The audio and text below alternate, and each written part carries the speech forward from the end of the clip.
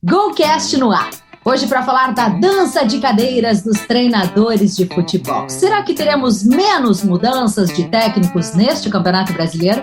Vamos conversar com Ari Rocco, diretor de Relações Institucionais da Abragesp, Associação Brasileira de Gestão do Esporte. Eu sou a jornalista Eduarda Strebe, está começando agora o GoCast, o podcast da GoManage que fala de futebol de um jeito diferente.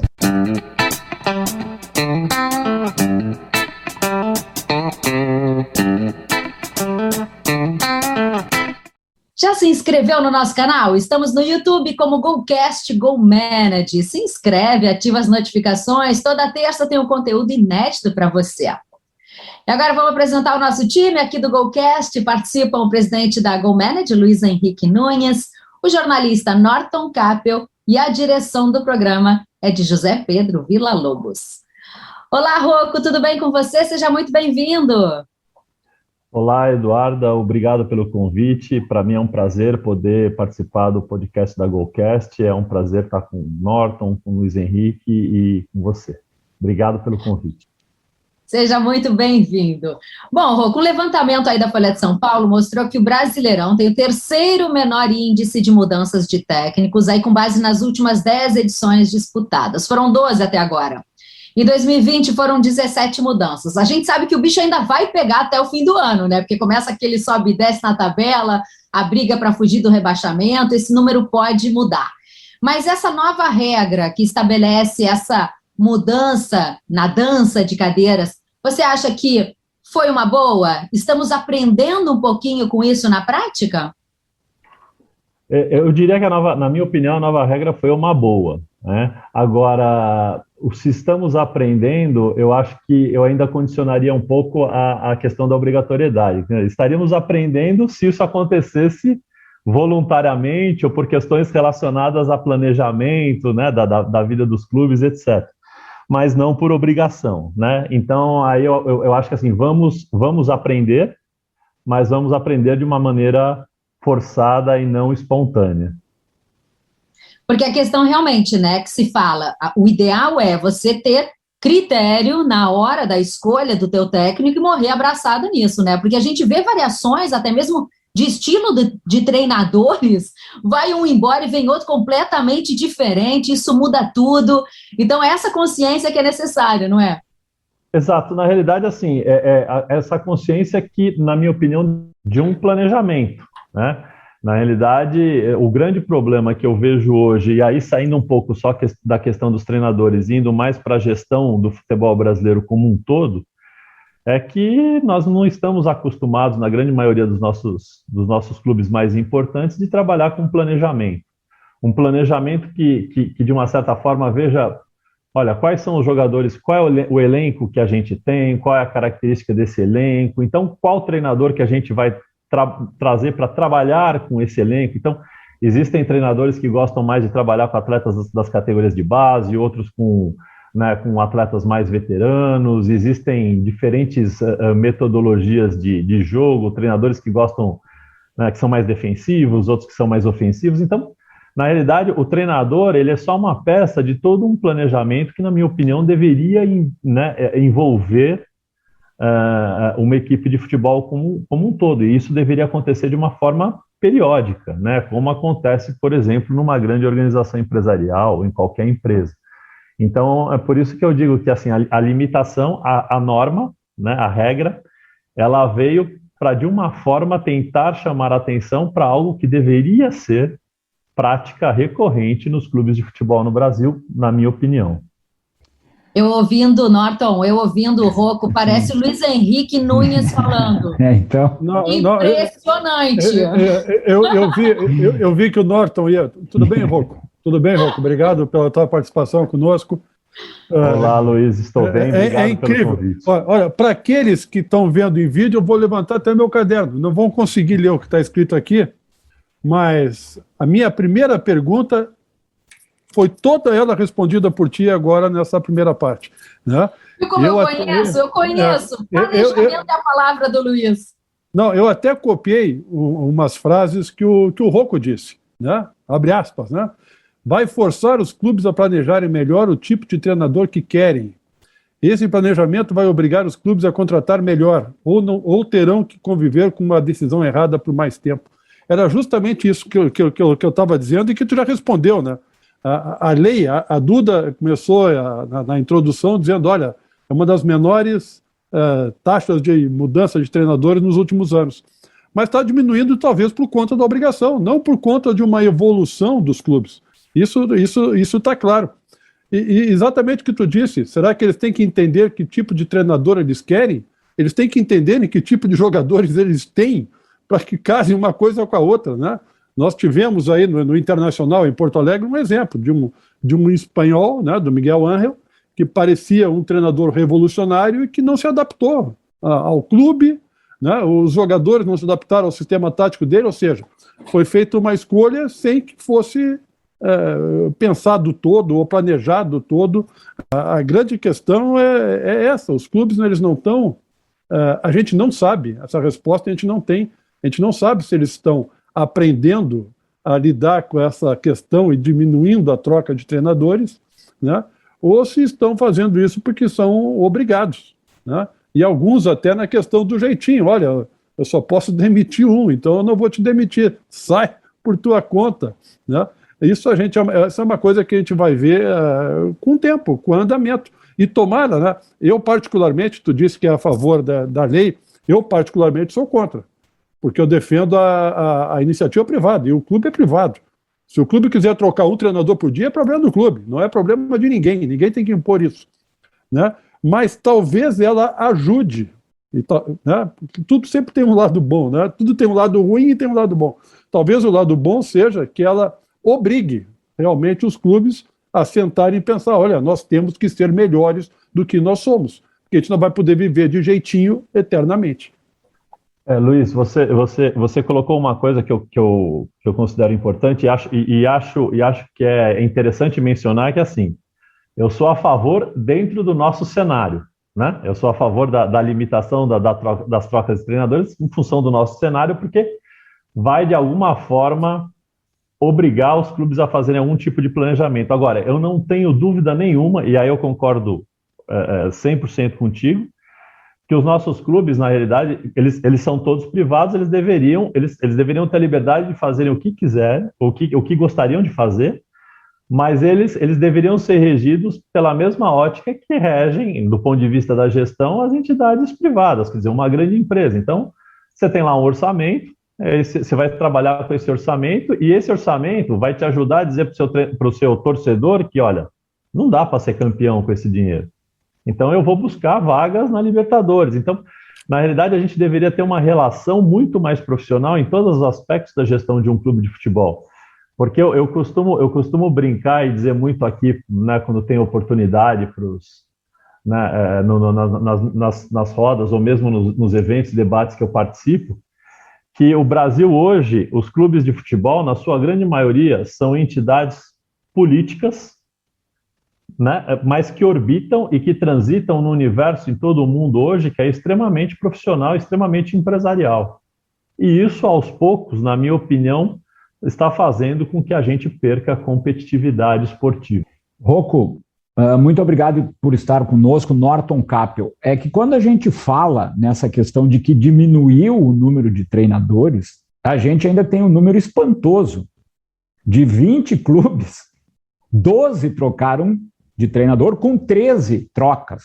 Né? Teve time, o Cuiabá, que já trocou 2 vezes de treinador. E ele só não atingiu a regra porque o treinador era um interino. E quando tu pegas a Liga Inglesa, que é a maior liga do mundo, na temporada passada teve uma troca de treinador.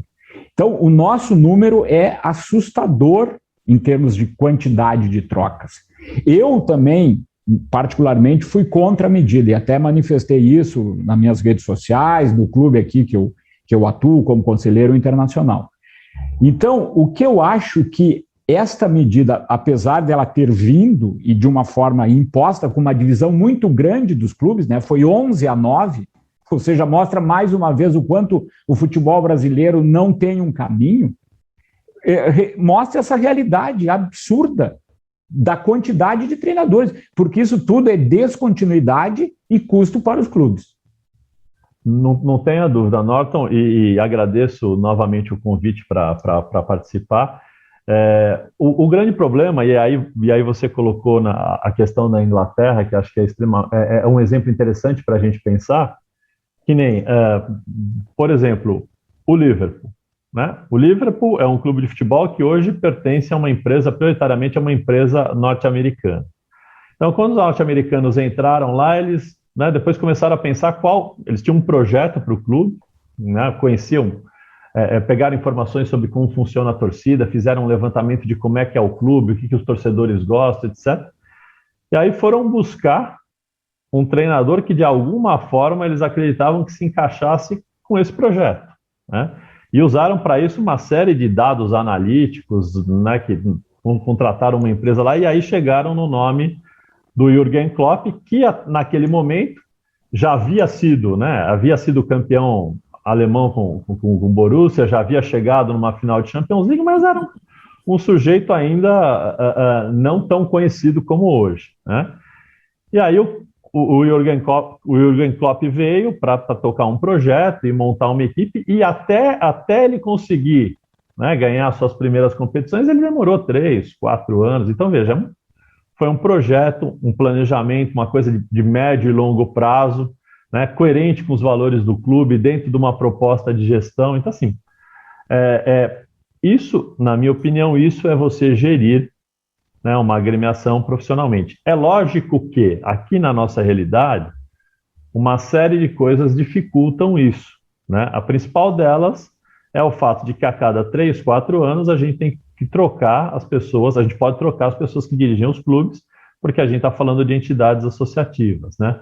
Mas mesmo assim, acho que isso não justifica a ausência de um planejamento mínimo, onde você case, né, o perfil dos atletas com o perfil do treinador. Assim, na minha opinião, o treinador é a primeira pessoa que deveria ser escolhida, para daí você montar um elenco em função daquilo que aquele treinador gosta de trabalhar.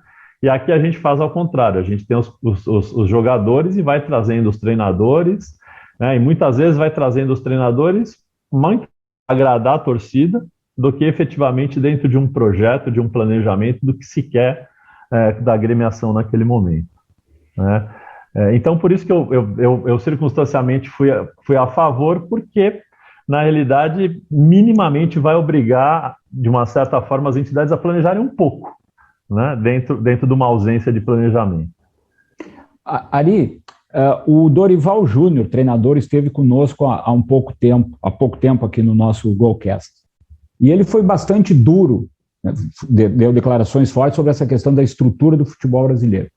E nessa questão da dança dos treinadores, ele incluiu os próprios treinadores como responsáveis também por isso, por muitas vezes aceitarem o cargo nas condições adversas ou até contrariando aquilo que eles acreditam que é o modelo de jogo que o treinador tem na cabeça.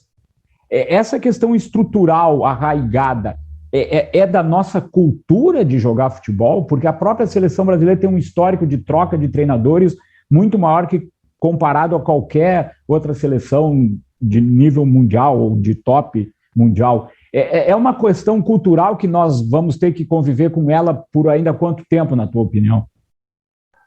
Eu não tenho dúvida que é uma questão cultural. Eu concordo plenamente com o Dorival. Na minha opinião, o futebol brasileiro padece de problemas estruturais sérios hoje e que a gente precisaria repensar, né? E começa, por exemplo, pela própria... Porque nem a CBF diz que o futebol brasileiro tem hoje alguma coisa em torno de 650 a 700 times profissionais. Isso é uma mentira. A gente sabe que esses times não são profissionais. Quem que a gente tem de fato profissional? Né? Série A, Série B do Campeonato Brasileiro, quando muito alguns times da Série C. Então, na realidade, assim, profissionais de fato são 40, 50 clubes, entendendo-se uma gestão um pouco mais avantajada, porque não basta ser profissional porque você paga um salário mínimo para um atleta jogar e você se diz profissional. Então, assim, o mercado brasileiro hoje, na minha opinião, ele não comporta, né, todos esses times. Você pode ter times semi-amadores, etc., mas profissional não. A própria Inglaterra tem as 3 primeiras divisões e depois uma série de times semi-amadores, né? Se a gente vivesse na Inglaterra e quisesse montar um time para disputar a Copa da Inglaterra, a gente disputaria as fases iniciais, perderia, né? Então, eu acho que esse é um problema estrutural. Outro problema estrutural que eu vejo aqui no Brasil é o fato das entidades, do lado político, ainda ter um peso muito grande nas entidades, né? Então, e aí não é nem a questão de defender clube empresa ou não, porque eu também não sei se clube empresa para nós aqui seria o ideal, mas sim uma gestão mais profissional, onde você colocasse em cada uma das posições, no marketing, no jurídico, etc., os melhores profissionais que o seu orçamento pudesse pagar, né? Então, qual é o meu orçamento para aquela área? Então, eu acho que todas essas questões, elas contribuem para que o cada vez se posicione mais como um fornecedor de pé de obra para o mercado internacional e agora também mercado consumidor dos clubes de fora.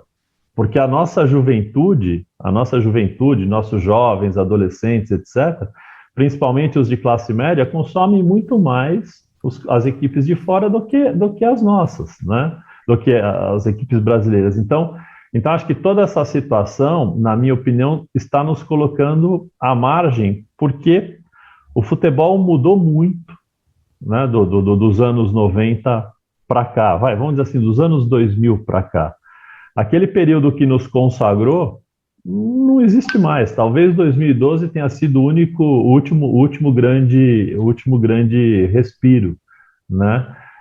Porque as coisas mudaram. E aí a gestão começou a ter um peso maior do que o talento individual dos atletas. Então, assim, a gente sempre vai ter atletas talentosos, mas se a gestão não ajudar, a diferença vai ser muito grande. Quer dizer, não só do Brasil, mas aí eu coloco da América Latina como um todo, né?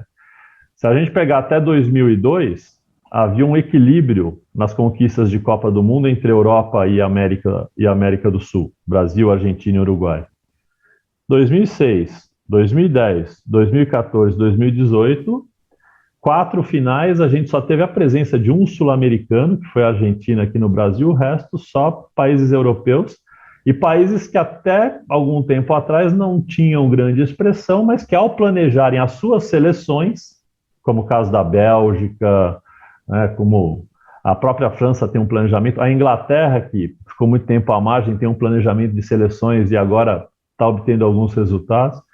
Então essa palavra que o Luiz gosta muito, planejamento, é fundamental e, na minha opinião, está nos deixando à margem, né? Agora, já tive a oportunidade de falar isso para vários gestores aqui em São Paulo, eles olham para mim e falam assim, cara, isso é coisa da academia, é bobagem, porque ninguém tem 5 estrelas, né? Então, na realidade, eu acho que o futebol brasileiro, Norte, e aí respondendo a sua pergunta, ele é muito refém de uma cultura vitoriosa. A cultura vitoriosa do futebol brasileiro nos faz refém de um momento do futebol que, na minha opinião, não existe mais. Emendar aí com a questão do planejamento, né? Eu gosto mesmo muito de planejamento estratégico, mas tem uma coisa que eu gosto mais ainda, que é de gestão da estratégia. Planejamento estratégico, muitos têm.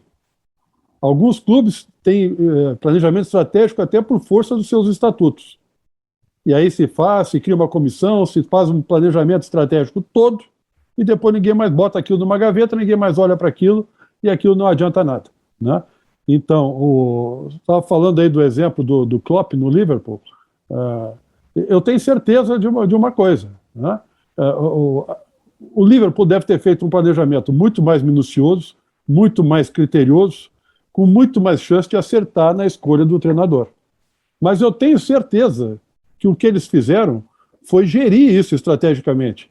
Porque esperar 3 anos que o Liverpool conquistasse alguma coisa com o Klopp, sem que eles estivessem medindo a cada temporada, né, a cada campeonato, a cada mês, o desempenho e o trabalho para ver se eles alcançariam com o Klopp aquilo que eles gostariam de ter, eu tenho certeza que eles também demitiriam o Klopp.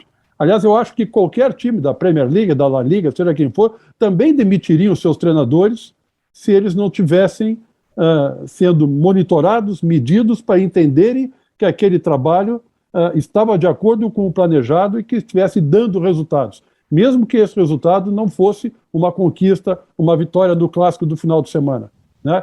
Que houvesse uma evolução dentro do trabalho daquilo que se pensou a médio e longo prazo. Porque quando a gente fala de planejamento, né, planejamento é, por definição, longo prazo.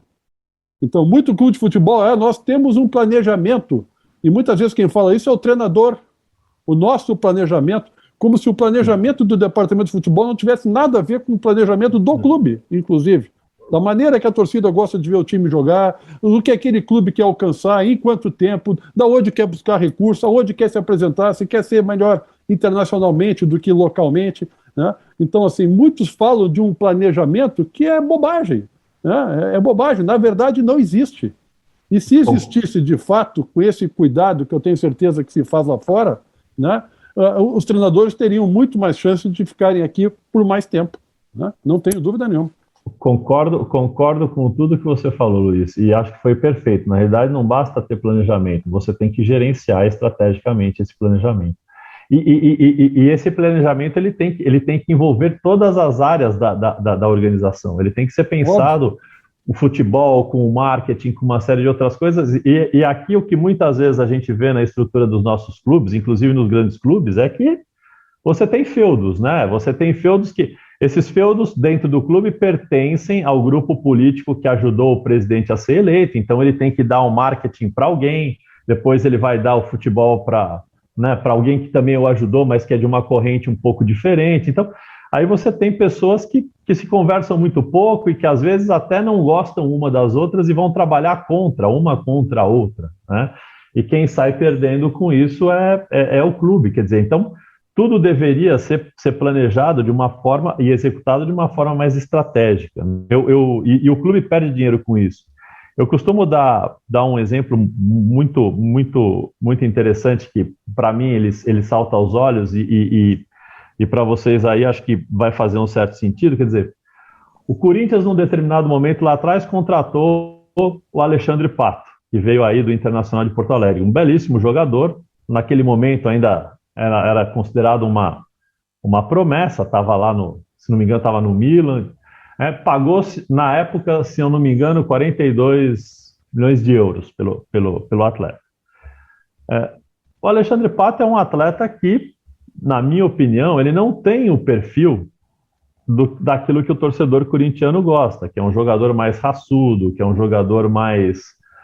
vamos dizer assim, um jogador mais identificado com um clube mais popular, porque o Corinthians é eminentemente popular, e naquele momento a torcida se intitulava um bando de loucos, etc. Então, o Pato, ele não é uma figura que o seu perfil não casa com o perfil do clube.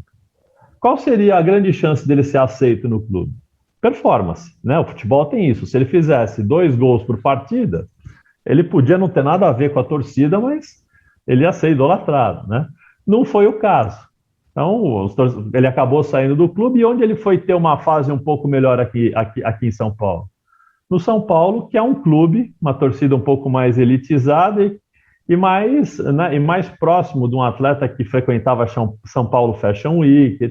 Então, o planejamento ele permeia tudo, né? Tudo, o potencial de marketing de um atleta, a performance dele. Então, essas coisas, elas não acontecem no futebol brasileiro, né? Vem uma contratação de um atleta só para que a torcida, né, não fique tão chateada com o momento ruim. Então, todas essas coisas são sempre jogadas para o torcedor e não há um planejamento, e o clube perde dinheiro com isso. Muito movido em função da paixão dos torcedores, né? Norton, eu ia perguntar para o Ari, fiquei curiosa, porque você falou que conversa com os gestores e eles te dão algum panorama nesse sentido. O que você tem sentido justamente desses gestores que estão à frente aí dos clubes brasileiros, até em função do trabalho da GESP, Abra GESP, desculpa, que vocês fazem, de que maneira vocês ajudam esses clubes a terem mais profissionalismo, para esses gestores estarem mais preparados para o comando dos clubes? E eu queria só aproveitar essa ótima pergunta, Eduardo, pelo seguinte, também pela experiência do Ari na CBF, né? A gestora do futebol brasileiro contribui hoje com essa questão, como isso é passado para quem participa, né, dos cursos, enfim, acho que é uma questão aí que fica muito importante nesse momento.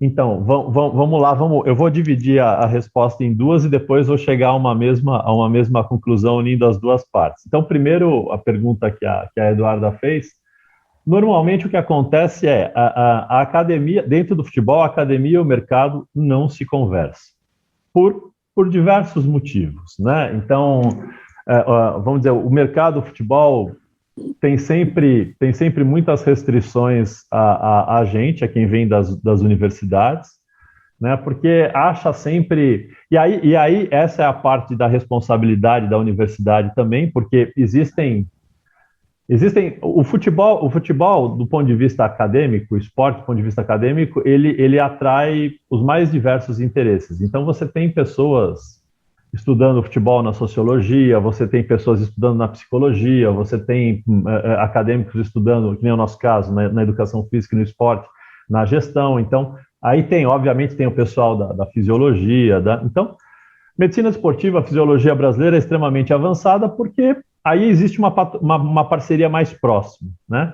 Agora, na área das ciências humanas, onde entra a gestão, entra a sociologia, entre o próprio jornalismo, a própria comunicação, a academia ela não é muito bem vista pelo mercado do futebol, porque a academia se notabilizou muito por sempre jogar pedra na vidraça, né? Sempre por uma visão extremamente crítica, né, do ambiente e do universo do futebol.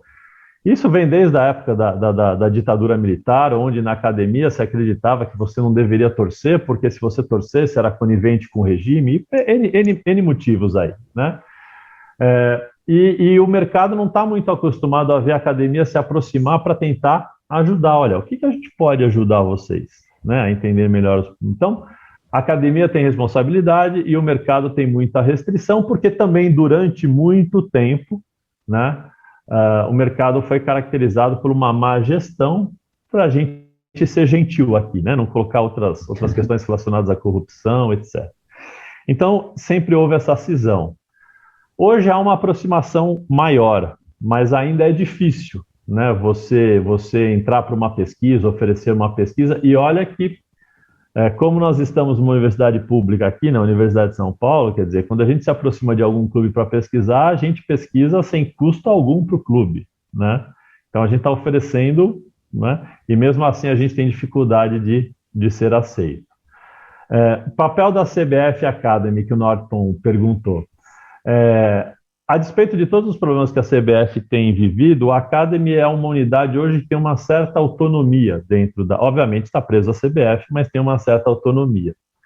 E tem feito um trabalho interessante, o papel da entidade, que é de tentar capacitar o sistema, né? De tentar capacitar o sistema do futebol. Então, assim, já tem a questão dos cursos de treinadores, que aí a CBF se reserva o direito de quem quer atuar tem que ter feito os cursos, né, de treinador D, C, B, mas o de gestão tem trazido um público interessante, na minha perspectiva. A gente vê lá alguns ex-atletas, a gente vê dirigentes de clube, e há um trabalho que tem levado a uma reflexão. Então, aí unindo as duas partes, né, a pergunta da Eduarda com a colocação do Norton, na minha opinião, o que eu vejo é que, assim, a gestão do futebol brasileiro ela tem evoluído. Se a gente falar que, né, hoje se gerencia futebol como se gerenciava há 15 anos atrás, a gente está mentindo. Houve sim uma evolução. O grande problema que eu vejo é que a evolução lá fora foi muito maior do que aqui, e numa velocidade muito mais acelerada. E tem acontecido alguns movimentos que particularmente a mim me deixam preocupados e que eu acho que deveriam preocupar o mercado brasileiro do futebol, que é a concentração de renda, a concentração financeira que a gente tem visto na formação de alguns grandes grupos. Então a gente tem, por exemplo, o City Futebol Group, que é uma holding nos Emirados Árabes, que gerencia 9 ou 10 equipes de futebol ao redor do planeta, que o carro-chefe é o Manchester City. Então, se esses caras quiserem, o que eles conseguem fazer? Eles conseguem, a cada 3 meses, a cada 6 meses, reunir os seus gestores dos clubes, um clube na Austrália, um agora no Uruguai, o outro, para trocar experiências de gestão. E, consequentemente, a gestão vai evoluir num nível que a gente não tem como competir aqui, né? Porque a gente ainda tem clubes onde, em alguns cargos, né, o responsável pelo departamento chega lá às 6 horas da tarde, depois de ter feito sua função principal, e vai lá cuidar do clube, quer dizer, os menores. Os maiores já estão tentando se profissionalizar, já tem executivos para alguns cargos, mas a gente ainda convive com isso. Então, assim, se a gente falar que a nossa gestão não evoluiu, é mentira, né? Iniciativas como da CBF, dos clubes e federações às vezes nos procurarem, etc., a gestão evoluiu. O problema é que lá fora eu acho que ele evoluiu muito mais, né? E a gente tem, por exemplo, o Red Bull aqui já, a gente tem várias, né? Desculpa, Luiz. Pois é, Rocco, isso é uma coisa que eu também li a respeito de coisas que tu coloca, né? Comparando as empresas, os clubes europeus a empresas multinacionais. E isso é uma coisa que a nossa empresa também sempre defendeu. Isso está escrito até no nosso site lá, né? A implementar nos clubes de futebol as boas práticas de governança, de compliance, de transparência, né? Que as empresas de dimensão mundial têm, que os grandes clubes têm esse tamanho, têm essa dimensão, né? E isso aqui no Brasil longe a beça, né? Praticamente não existe. Será que neste aspecto, porque a questão do clube empresa, assim, nós também já discutimos isso num programa anterior, o clube empresa não é sinônimo de clube profissional. Um clube, uma sociedade sem fins lucrativos pode ser muito mais profissional do que um clube empresa. Sim. Mas talvez uma SAF, uma sociedade anônima no futebol, que tem que se submeter a diversas regras e leis, talvez isso seja uma maneira, né, de também forçar, né? Nós falamos lá que a regra dos treinadores força alguma coisa. Talvez esta lei também force os clubes, de alguma maneira, a buscar boas práticas de gestão que se encontra nas grandes empresas. O futebol brasileiro ele não está fazendo isso por iniciativa própria, ele está sendo empurrado para fazer isso. Alguém diz, tu não pode trabalhar de treinador todo dia, outros dizem, se tu quiser ser uma sociedade anônima, tu tem que te submeter às regras de uma sociedade anônima, né? Então, talvez o mercado, talvez a política, a legislação estejam empurrando os clubes brasileiros numa direção que ele sozinho não vai. Não tenho dúvida, Luiz, e acho assim, eu não estou querendo ser fatalista, tudo é só uma questão de opinião pessoal, da minha leitura, mas eu acho que é urgente que a gente faça alguma coisa nesse sentido, né? Acho que é urgente criar algum tipo de mecanismo, talvez, sociedades anônimas do futebol, a lei né, que foi recém-aprovada aí, que espero que pegue de uma vez, mas a gente, de alguma forma, na minha opinião, e alguns não gostam dessa visão bem liberal, eu acho que os nossos clubes teriam que, de alguma forma, serem mais atrativos para, por exemplo, investimento do capital estrangeiro no nosso futebol. E aí alguém vai dizer, mas aí nós vamos perder as nossas raízes, etc.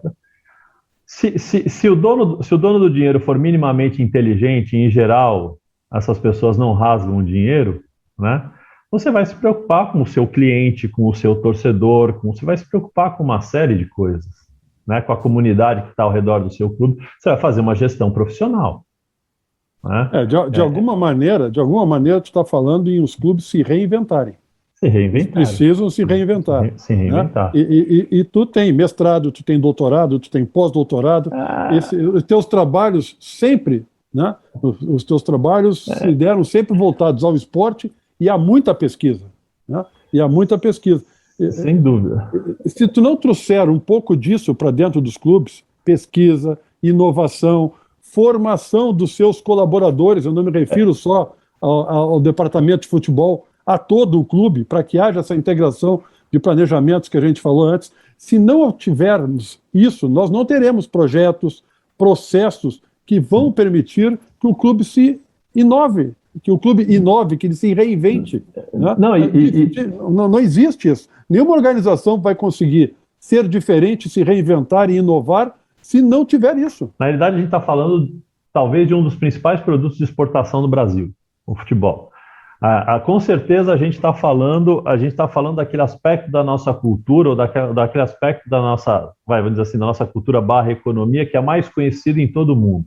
qualquer um de nós, quando vai para qualquer parte do mundo e fala que é brasileiro, já de alguma forma vem uma associação com o futebol. E a gente não está explorando isso da forma que poderia explorar. Quer dizer, a gente não está gerenciando esse negócio esse negócio de futebol, dentro de aspectos empresariais que estão relacionados com eficiência, com eficácia, com rentabilidade. Então, assim, isso tudo poderia gerar empregos, né, gerar muito mais empregos do que gera hoje, poderia atrair investimentos estrangeiros, né? Então, na realidade, quando a gente fala tudo isso, a gente fala com muita tristeza, porque é como eu disse, né, essa questão dos negócios no futebol, principalmente a partir dos anos 90 em diante, quer dizer, vamos dizer, até os anos 90, o esporte, de uma forma geral no mundo, ela era gerida, o esporte era gerido por questões muito mais políticas do que econômicas, né? As questões econômicas sempre foram importantes, mas como havia a União Soviética, Estados Unidos, a disputa entre os dois,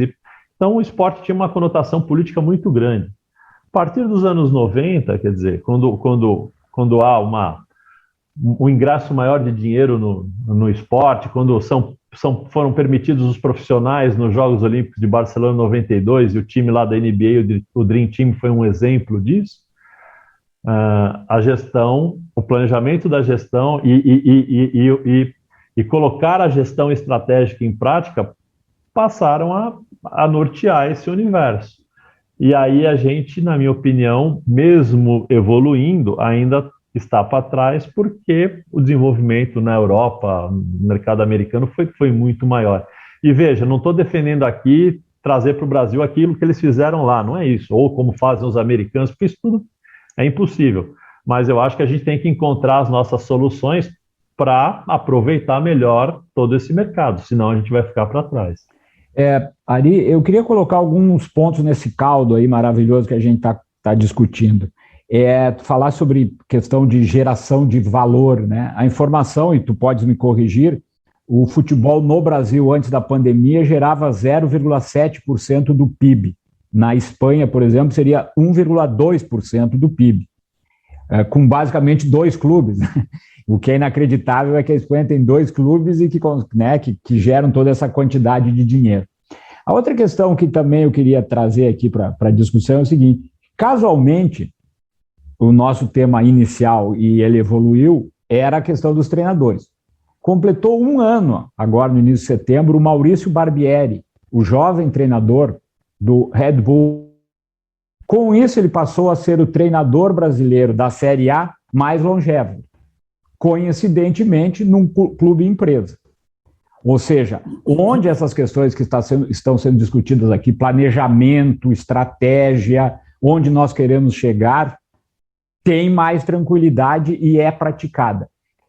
E, por fim, a gente já discutiu aqui também no outro episódio sobre a questão do Manchester City. E uma das questões que é dita é que o grupo City não investe no Brasil por causa da esculhambação do futebol brasileiro. Eu queria botar tudo isso, né, nesse caldo aí, te vir aí para responder. Engrossou esse caldo agora, hein, Rocco? Engrossou esse caldo. Então, vamos lá, vamos começar pelo Manchester City. Eu não sei até que ponto é verdade, mas eu tive informações tempos atrás que eles andaram procurando agremiações por aqui. Agora, qual é o problema, né, pelo menos que eu vi naquela época? Qual é o problema de investirem num clube brasileiro? É a estrutura associativa, né? Porque os nossos principais clubes que estão na Série A, Série B, salvo, se eu não me engano, o Cuiabá e o Red Bull, são entidades associativas, né? Então, em tese, juridicamente falando, quer dizer, uma entidade associativa, ela pertence aos seus associados, né? Então, como é que o Manchester City vai investir aqui se ele não consegue? Porque ele não quer só investir, ele quer ter a gestão. Ele quer ser o responsável pela gestão, né? Ou quer ter pelo menos 51%, né, dos aspectos que o permitam gerenciar do jeito que ele quer. Então, eles querem investir para cuidar do próprio dinheiro, eles não querem dar na mão de um dirigente brasileiro. Então, nesse aspecto, nossa estrutura associativa dificulta muito, né? E a estratégia da Red Bull deixou isso muito claro. Então, a partir do momento que se permitiu o clube empresa no Brasil, o que a Red Bull fez aqui? Montou um clube. Só que para chegar onde ela queria, ela montou aqui em São Paulo, ela precisou ganhar as divisões inferiores do estado, né, ganhar terceira divisão do estado, segunda divisão do estado, para chegar na primeira divisão do estado, para conseguir ter vaga nas competições nacionais. E aí você, Série D, porque aí você já, né, você não participa da Série A, você adquiriu as vagas, você entra na Série D, daí Série C, Então, o caminho esportivo é muito longo, né? Se você monta um clube empresa do zero. Tanto que num determinado momento a Red Bull, né, cansou disso e foi buscar um clube que tivesse poucos associados para poder fazer um acordo. Foi onde ela foi no Red Bull Bragantino, e hoje ela tem 2. Ela continua com o Red Bull original aqui, que está na Série A2, na segunda divisão do Campeonato Paulista, e ela tem o Red Bull Bragantino, que está na 1 do Paulista e na Série A do Brasileiro, e com grandes chances de ganhar a Sul-Americana, porque ganhou a primeira semifinal aí por 2-0. Ou seja, é o projeto. O Maurício Barbieri, eu vou me permitir falar um pouco dele, porque assim, não o conheço pessoalmente, mas ele foi egresso da escola, ele estudou na Escola de Educação Física e Esporte aqui de São Paulo, então tem uma boa formação acadêmica, né? Enxerga muito bem o futebol, então acho que foi encontro de um profissional correto, certo, com uma organização certa, que vai dar a ele tempo de trabalhar, né? Então, os resultados estão acontecendo, né? O Red Bull Bragantino já chegou a uma Sul-Americana, está indo bem na Sul-Americana, está bem no Brasileiro, tem chances, não sei se vai conseguir, mas de chegar a uma Libertadores. Então, veja, estão consolidando um projeto, né, dentro da filosofia da empresa, né? Então aí entra aquilo que o Luiz gosta e que eu também gosto, que é um plano. Qual é a identidade da Red Bull? Para que existe o Red Bull Brasil, né? Obviamente existe para ter uma boa performance esportiva, mas também para ser coerente com os negócios da Red Bull no futebol em todo o mundo. Então é um pensamento organizacional que, para nós, dentro da gestão das nossas equipes esportivas, a gente não está acostumado, né? Então é nesse sentido que eu falo que o futebol está se transformando, né? O futebol global no mundo está se transformando. E pela importância do futebol no Brasil, no mundo, a gente deveria minimamente acompanhar essas transformações. Então é nesse sentido que eu falo que não adianta melhorar a gestão, porque nós melhoramos a gestão, mas nós não melhoramos a gestão a ponto de acompanhar aquilo que está acontecendo no mundo, né? Porque na minha modesta opinião, o futebol brasileiro ele deveria perder atletas, e aí é uma questão de PIB, de poder econômico, para a Inglaterra, né, para a Alemanha. O futebol brasileiro perde jogadores para a segunda divisão da Bulgária, com todo respeito à segunda divisão da Bulgária, a segunda divisão de Portugal. Por quê? Porque não é atrativo para o atleta brasileiro estar aqui, né? Então, às vezes aparecem na seleção brasileira jogadores que a gente nunca viu atuar por aqui, e porque foram cedo para lá. Então, se a gente tivesse uma liga minimamente estruturada, um campeonato minimamente estruturado, clubes com poderio econômico um pouco maior, melhor gerenciados, etc., a gente iria sempre perder atletas para os grandes da Inglaterra, para Real Madrid, Barcelona, mas a gente não perderia para a segunda divisão de Portugal, para a Ucrânia, para a Bulgária. Então, eu acho que essa desestruturação, ela está levando o futebol brasileiro a um enfraquecimento técnico. A gente evoluiu, mas a gente não consegue acompanhar esse cenário, porque o Manchester City pertence a um grupo multinacional, a Red Bull é um grupo multinacional, todos eles são multinacionais do esporte. O Liverpool pertence a um grupo que é a Fenway Sport Management, que é um grupo que tem o Boston Red Sox do beisebol dos Estados Unidos, gerencia a carreira do LeBron James. Então, tudo isso são holdings altamente especializadas na gestão do esporte. E aí a gente ainda está administrando conflitos políticos dentro dos nossos principais clubes. Quer dizer, então, não sei. Felizmente, quer dizer, e como é que a gente vê que a gestão melhorou, né?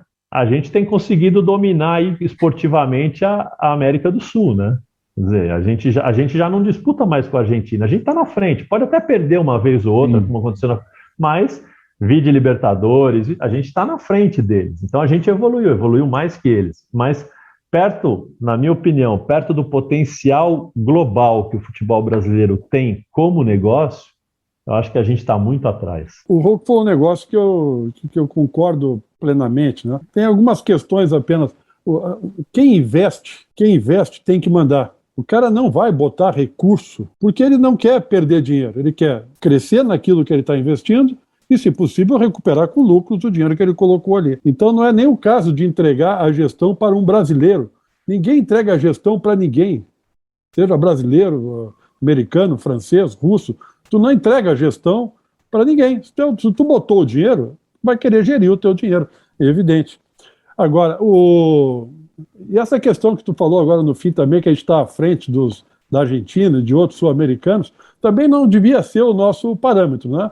O Brasil tem que se comparar com as grandes forças europeias no futebol, não tem que se comparar com a Bolívia, com o Peru, com a Argentina, com o Uruguai, enfim. Mas tem uma questão, assim, vou preservar as diferenças entre os esportes e as grandezas, né? Mas me parece que no vôlei, no basquete, depois que criaram principalmente a NBB, no surf, né? Parece que nesses esportes o brasileiro aprendeu a fazer, a gerir, botou profissionalismo, botou investidor, dá retorno para quem investe e gera e cria atletas que são de pontas. O Brasil é campeão olímpico do surf, é campeão no vôlei muitíssimo, no basquete ainda não, mas está evoluindo muito, né, os campeonatos aqui brasileiros. Me parece que esse é um problema do futebol, porque tem mais visibilidade. Onde tem mais visibilidade, tem mais interesse, tem mais vaidade, tem mais... aqui eu quero estar, aqui eu quero aparecer, né? Então é diferente a coisa, né?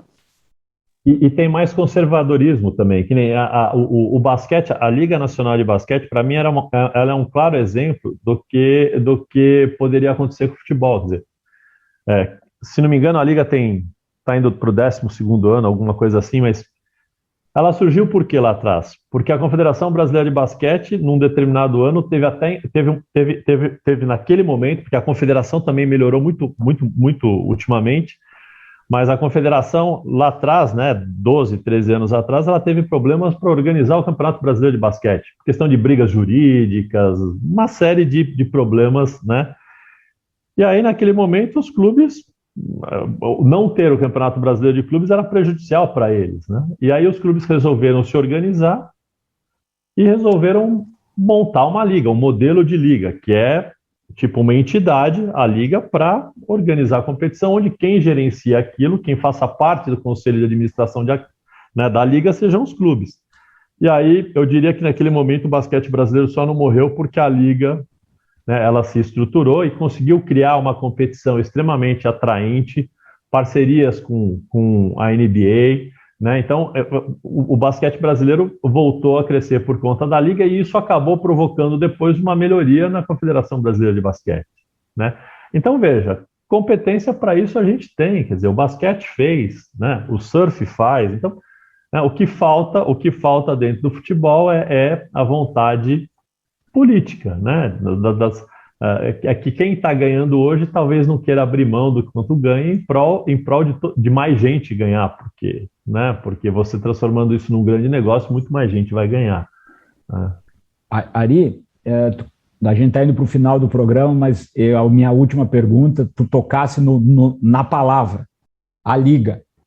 Eu li o livro, que é uma bíblia, para mim, da formação da Liga Inglesa, né, de como se estruturou e da forma como ela foi estruturada. O Brasil parecia esse ano, há poucos meses, que iríamos para uma liga, finalmente uma liga de clubes nacionais, dos principais clubes, mas parece que esse movimento agora perdeu a força. Como tu vê a criação, a necessidade de uma liga dos clubes no futebol brasileiro? Eu acho fundamental e acho, Norton, que é cada vez mais o caminho. Veja, que nem os europeus, né, a coisa de alguns 2, 3 meses atrás, vieram com a história da Superliga, né? E aí a reação de torcedores, etc., foi super negativa, né? Na minha opinião, isso foi um balão de ensaio. Essa ideia, para mim, ela não morreu e um dia eles vão voltar à tona com ela. Por quê? Porque Primeiro, tem a questão financeira, que a gente já falou da concentração financeira, né, desses grandes grupos que a gente vê acontecer. E segundo, porque hoje a gente vive, né, não só dentro do esporte, mas principalmente dentro do esporte, uma briga por conteúdo. Né? O que aconteceu com a indústria da música? Né? A indústria da música, hoje as gravadoras, elas, a partir do momento em que o artista percebeu que de alguma forma ele consegue colocar o conteúdo dele quase que diretamente para o seu consumidor, eliminou-se o intermediário. Né? E na minha opinião, o que acontece com confederações, federações, etc? São intermediários. Quem gera o conteúdo são os clubes. Né? E esse conteúdo cada vez mais tem valor. Né? Então por que eu, clube que gera o conteúdo, vou ficar pagando, né, pedágio para a federação e confederação, etc. e tal, só para os caras organizarem as competições e chamarem os árbitros, etc. Eu posso fazer isso. Se eu montar uma empresa, se os clubes se unirem, montarem uma empresa para isso, está feita a competição. Né? A Liga Nacional de Basquete mostrou isso. Então, nessa questão da gestão de conteúdo, os intermediários, cada vez mais, eles vão ser, na minha opinião, eles vão ser eliminados. Vai acontecer agora? Não sei se vai acontecer agora, não sei quanto tempo pode demorar, mas a tal da Superliga na Europa vai acontecer. E acho que a nossa liga aqui deveria acontecer. O problema é que aqui a gente esbarra na vaidade dos dirigentes dos clubes e a gente esbarra numa miopia na forma da gestão do futebol, que é achar que eu estou sozinho nesse universo. O esporte, o futebol, né, vamos colocar assim, o futebol, o esporte talvez seja um dos únicos setores de atividade que quanto melhor tiver o meu concorrente, melhor é para o produto, porque tem a incerteza da vitória. E isso, eu não gosto de comparar o futebol, o esporte brasileiro com o esporte norte-americano, mas isso eles fazem bem. O nosso produto é Internacional de Porto Alegre, é Grêmio, mas é futebol, né? O que seria se... Vamos fazer um exercício absurdo aqui, porque isso nunca vai acontecer, mas vamos fazer um exercício absurdo de que o Grêmio abra falência e feche as suas portas. Quem torce para o Internacional hoje, quem torce para o Grêmio hoje, mesmo não tendo opção, torceria para o Internacional? Não, o cara jamais seria internacional, mesmo não existindo o Grêmio. Quanto maior é a incerteza da vitória, melhor é para o produto. Né? O Grêmio pode fazer um esforço danado de marketing, nunca vai roubar torcedor do Inter. Ele pode ir para outras praças, pode ir para o interior do Rio Grande, etc. Mas na capital não vai roubar. Então os clubes deveriam se unir e valorizar o produto. Né? Porque eu costumo dizer que, vamos imaginar que aí fosse 50%, 50%. 50% de 1.000 é menos do que 50% de 100 mil, né? Então vamos fazer o bolo crescer e que todo mundo vai ganhar com isso. Então eu acho que os clubes brasileiros já perderam muito tempo. Eles deviam ter feito a liga lá atrás, na Copa União de 87, quando a gente ia ser pioneiro, mas eu acho que eles já perderam muito tempo nesse sentido. Luiz, para fechar, Luiz. Sim, para fechar, eu sei que o programa está acabando. Aliás, eu quero dizer antes que vocês estão falando aí do Internacional, eu estou de azul aqui, mas esse azul aqui é Manchester City. Não tem nada a ver com o adversário do Internacional. Né? Ainda bem que o Rocco usou outro exemplo que não é nosso time, hein? Eu não vou dizer nem para que time eu torço, só vou apontar aqui. Ó. Lá no Sul só um tem essa, né? Mas antes que o programa acabe, eu quero satisfazer uma curiosidade e vou ler outra frase que eu li, que foi uma frase que foi dita por ti. Os grandes clubes do futebol brasileiro saíram, né, completamente derrotados no momento da pandemia, porque não fizeram nada além do que poderiam ter feito. A minha curiosidade é saber o seguinte: o que eles poderiam ter feito se quase todo o tempo só pensaram dentro do departamento de futebol, dentro do vestiário e das coisas do jogo e viveram do jogo? O que poderiam ter feito além disso? Eles poderiam, na realidade, o que acontece? Na minha leitura, uma agremiação esportiva, né, que nem Grêmio, Internacional, São Paulo, elas representam uma comunidade, representam os anseios de uma comunidade. A gente pode ver que né, em quase que todas as cidades brasileiras você tem um time do povo, você tem o time da elite, você aqui em São Paulo tem o Clube da Colônia Italiana. Ou seja, os clubes aqui eles estão se restringindo única e exclusivamente a só oferecer a sua performance esportiva para o torcedor. Qualquer um de nós aqui, quando perguntado, a gente fala, eu sou Ari, professor da Escola de Educação Física e Esporte, São Paulino. Quer dizer, o clube faz parte da nossa identidade, né? E aí a minha crítica foi principalmente no momento inicial da pandemia, quando, né, todo mundo ficou super assustado, todo mundo ficou, né, quase que rigorosamente fechado em casa ali por 3, 4 meses. E o que a gente via, né? A gente via o pessoal da cultura, de alguma forma, os caras sentavam num banquinho, etc., e faziam uma live para entreter o seu público, né? Público que estava assustado, que estava ansioso, que não sabia o que ia acontecer. O que os nossos clubes fizeram? Os nossos clubes poderiam ter... Obviamente, não haviam jogos, tudo parado, treino parado, etc., mas será que os clubes não poderiam produzir alguma coisa do tipo, olha, hoje vamos bater papo com, sei lá, como é que o nosso treinador está vivendo nesse período de pandemia? Faz uma live para o treinador bater papo com os seus torcedores, ou então, como é que... Né, e cada equipe esportiva, cada clube tem uma série de figuras folclóricas dentro do clube. Como é que o meu porteiro está vivendo? Né, como é que o porteiro do clube está vivendo? Como é que os meus atletas estão treinando dentro de casa, sozinhos, isolados? Então, no início, pelo menos nos 3, 4, 5 primeiros meses da pandemia, eu acho que faltou muito aos clubes entenderem o que eles representam para os seus torcedores e tentarem se aproximar desses torcedores, oferecendo algum tipo de conforto, nem que fosse um conforto de, olha, o nosso atleta também está com todas essas dificuldades que você está aí, mas isso vai passar. Ou seja, de estabelecer um relacionamento que vá além da performance esportiva. Não, a gente concorda plenamente, mas como quase sempre só olharam para dentro do vestiário, para dentro do campo de jogo. A partir do momento que não teve jogo, o vestiário estava fechado porque ninguém estava treinando, nem indo... Não souberam o que fazer, é claro. Não souberam o que fazer e não conseguem mensurar também nem a importância que eles têm para a sua comunidade. Quer dizer, eles se enxergam menor do que a comunidade enxerga. Parece que agora, né, um ou outro, a gente vê o Flamengo tentando entender melhor a sua grandeza, tendo ações relacionadas a isso, mas os clubes são muito maiores do que eles próprios do que o valor que eles próprios se dão, né? E o momento da pandemia deixou isso muito claro. Quer dizer, eles podiam ter se aproximado. Olha, o que eu vou ganhar com isso? Eu vou ganhar relacionamento. O clube vai parar e vai pensar que quando eu não sabia o que fazer, ele me ofereceu algum tipo de distração, né? Olha, então, dava um outro podcast, hein? Dava um outro podcast, porque esse tema ele é muito relevante mesmo, hein, Rocco? Então, eu acho que isso é gestão, né? É relacionamento, é entender... Empatia! E entender o que o clube significa para o seu torcedor, porque não é só performance. A gente é gremista porque é gremista, não é colorado porque é colorado. Existe toda uma história por trás disso, né? Existe todo um simbolismo por trás disso.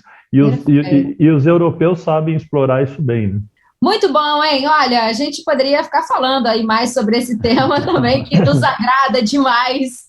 A gente poderia falar de música, porque além do planejamento, eu sei que tem algo em comum aí entre o Rocco e o Luiz Henrique, que é a música, um baterista, o outro violinista. A gente está bem demais, hein? E joguei basquete também, viu, Rocco?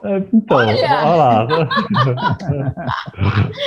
Então, próximo podcast a gente vai estudar qual assunto será debatido por aqui. Rocco, obrigada aí pela tua participação. Foi muito legal te ter aqui, viu? Eu que agradeço, Eduardo. Foi um prazer estar com o Norton, com o Luiz, e passou rápido demais, é sinal de que foi bom, né? É sinal de que foi legal, e agradeço muito o convite de coração. Obrigada a vocês, foi o nosso GoCast, o podcast da GoManage, que fala de futebol de um jeito diferente. Já se inscreveu no nosso canal? Acessa lá, GoCast GoManage. Toda terça um episódio novinho para você. Um beijo e a gente se vê.